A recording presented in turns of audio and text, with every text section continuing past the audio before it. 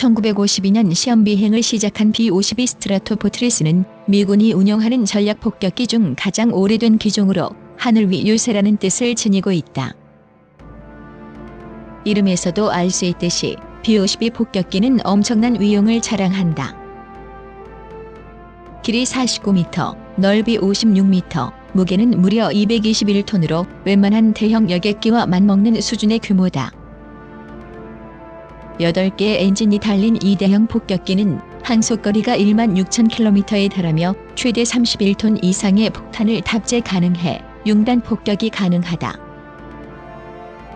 특히 핵탄두를 탑재할 수 있는 공중발사 순항미사일은 사거리가 2,500km에 달해 목표물 상공을 직접 비행하지 않고 타격이 가능하다. 길이만 9m에 이르는 엄청난 크기의 모든 폭탄의 어머니라고 불리는 GBU-43은 미군이 보유한 무기 중 핵폭탄을 제외하고는 가장 강력한 위력을 발휘하는 것으로 알려졌다.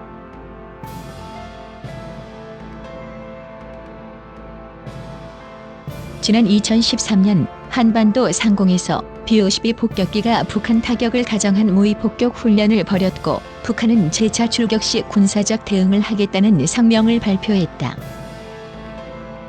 이후 김정은이 지대공 미사일과 무인 타격기 발사 훈련장을 방문하였고 이례적으로 이 사실을 언론에 공개하는 모습을 보였다. 2014년에는 B-52 전략 폭격기가 한반도에 출격한 사실에 북한에 억류되어 있던 한국계 미국인 케네스 배시가 노동교화소에 수감되기도 했다. 그만큼 북한은 B-52 폭격기의 등장 자체를 심각한 위협으로 받아들인다. 북한이 이처럼 B-52 폭격기에 민감해하는 이유는 6.25 전쟁 당시 주력 폭격기였던 B-29에 대한 트라우마를 갖고 있기 때문이다. 낙동강 전선까지 밀고 내려온 북한군은 경상도 지역 90%를 점령했고 대구를 공격하기 위해 외관에 총집결해 있었다. 이 사실을 보고받은 메가더 장군이 폭격기 사령관을 집무실로 불러 B-29 폭격기를 동원해 융단 폭격을 할 것을 제안했다. 이에 미공군은 B-29 폭격기 98대를 동원해 26분 동안 융단 폭격을 비오듯 퍼부었고 이는 제2차 세계대전의 노르망디 상륙작전 이후 최대 규모의 폭격 작전이었다. 이때 외관 지역에서 북한군과 대치하고 있던 제1사단장 백선엽 장군은 이 광경을 직접 목격했다고 한다. 이날 융단 폭격 소식은 한국군 병사들의 사기를 치솟게 했고 미군의 물량 공세에 북한군의 심리는 급격히 위축될 수밖에 없었다. 전세가 뒤바뀐 뒤에는 북한을 사막화시키라는 메가더 장군의 명령이 내려졌고 밤낮으로 폭격이 떨어진 평양에는 제대로 남아있는 건물이 없었을 정도였다. 실제로 1994년 사망한 김일성은 생전에 미군의 폭격으로 73개 도시가 지도에서 사라지고 평양에는 2채의 건물만 남았다고 언급한 적이 있다. 한 고위 탈북자의 말에 따르면 북한이 지하철을 지하 100m 이상 깊은 곳에 건설하고 대부분의 군시설을 지하화하고 있는 이유도 B-52 때문이라고 했다.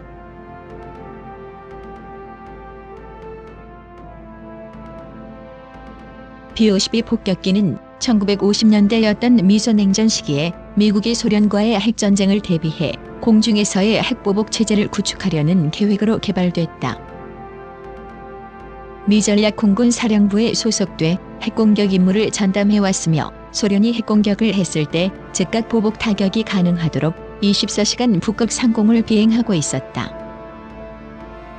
육지에서는 탄도미사일, 해상에선 잠수함용 순항미사일, 그리고 공중에서는 핵폭탄을 탑재한 B-52까지 핵보복 3원 체제를 구축했던 것이다.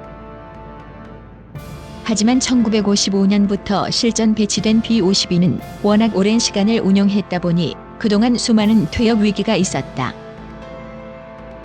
60여 년간 운용을 해오면서 현대전에 적합하도록 공격 체계를 보강해왔고 항법 장치와 전자전 방어 체제를 갖춘 최첨단 폭격기로 개량을 거듭했다. 따라서 베트남전 당시 활약했던 기종과 지금의 B-52는 외형만 같을 뿐 전혀 새로운 기종이라고 평가되고 있다. 미군은 2040년까지 B-52 스트라트포트리스를 운용할 계획이라고 한다.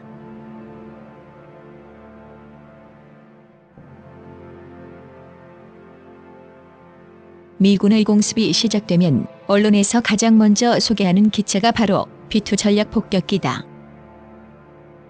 길이 20m, 폭 52m, 무게 71톤으로 전투기보다 훨씬 큰 몸집을 자랑하지만 레이더에 탐지되지 않는 세계에서 유일한 스텔스 폭격기다. 최대 22톤의 무장을 탑재한 채 15,000m 상공에서 고고도 침투가 가능하며 괌에서 출격 후 6시간 내 한반도에서 임무 수행이 가능하다. 상대적으로 누출 위험이 큰 B-52와는 달리 B-2 스텔스 폭격기는 레이더에서 식별이 어렵기 때문에 적의 방공망을 몰래 뚫고 들어가 주요 시설물에 폭탄을 투하할 수 있다. 그래서 B-52 폭격기가 투입되기에 앞서 B-2가 먼저 적의 상공에 잠입해 레이더 시설이나 주요 방어 시설을 무력화시킨다.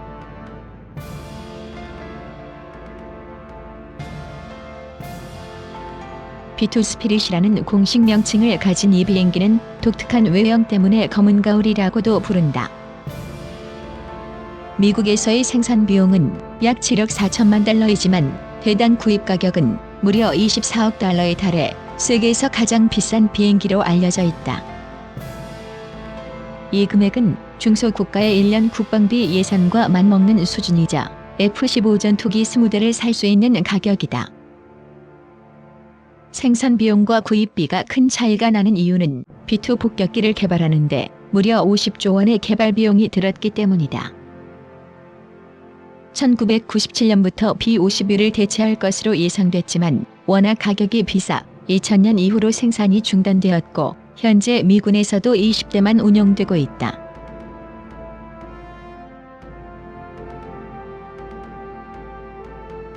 B-2 폭격기의 스텔스 성능에 대해서는 기밀 사항이기 때문에 아직 자세한 정보가 공개된 적은 없다. 단지 레이더 반사 면적을 극소화하고 엔진에서 나오는 적외 선방출을 억제하는 스텔스 원칙에 충실한 항공기라는 평가를 받는다. 일반 전투기가 레이더에 야구공만한 크기로 보인다면 B-2는 거의 점처럼 보여 식별하기가 어렵다고 한다. 그러나 이런 스텔스 기능을 유지하기 위해서는 엄청난 노력과 유지 비용이 든다. 레이더 전파를 흡수하는 특수 흡수제의 도색 상태를 항상 점검하고 전용 경납고에는 온도와 습도를 유지하기 위해 항시 에어컨이 가동된다. 기체 위 하얀 선들이 그려져 있는 것은 스텔스 도료가 손상되는 것을 방지하기 위해 정비사들이 다닐 수 있는 길을 표시해 놓은 것이라고 한다. 게다가 스텔스 기능 때문에 항속 능력에도 제한을 두고 있으며 B-52와 비슷한 속도로 비행한다고 한다.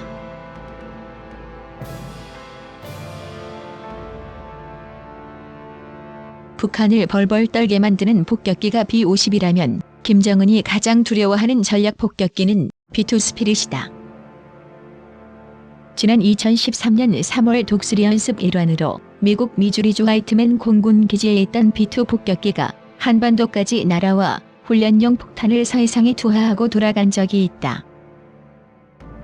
당시 김정은은 B-2 출격 소식에 놀라 한밤중에 최고사령부 작전회의를 긴급 소집하고 미사일 부대들의 사격 대기 명령을 내리기도 했다.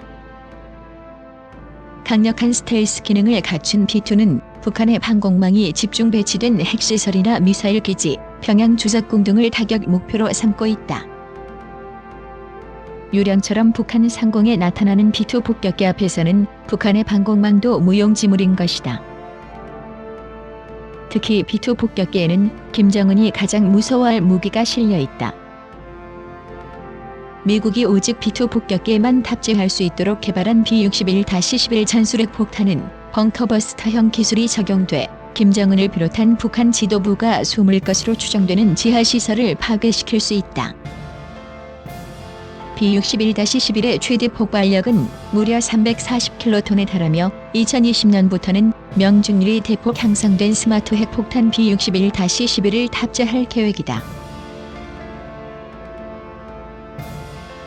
미국은 북한 전역을 4,000번 이상 파괴할 수 있는 능력을 가졌다고 한다.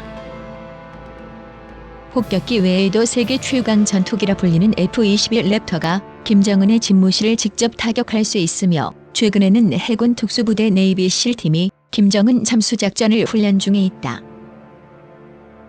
북한이 끝내 핵무기를 포기하지 않는다면 트럼프 미국 대통령이 발언한 대로 화염과 분노로 응징당하게 될 것이다. 시청해주셔서 감사합니다.